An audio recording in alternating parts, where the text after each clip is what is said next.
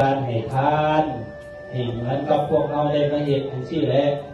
ทำผ้าบาแบกพระสงฆ์องค์เจ้าที่มาฝึกศีลก็ฝึกธรรมมาเห็นเรื่องเรียนงานต่อศาสนานี้แต่คำว่าทานนี่มันกว้างเด้อพวกพ่อพวกแม่เด้อบ่เมียนให้ได้ยังคู่ไหนเลี้ยงพ่อเลี้ยงแม่ก็เป็นบุญคือกันเป็นทานคือกันเด้อตัวนี้นะแต้มก็เข่าให้พ่ออยู่บ่อยู่เพื่อนนะแต้มก็เข่าให้พ่อให้แม่อยู่บ่อันนี้ก็เป็นบุญไหนก็ขอพ่อแม่เอาเด้อใส่บาตรพระสงฆ์องค์เจ้ามาสังฆทานแบบนี้จะเป็นบุญที่สูงขึ้น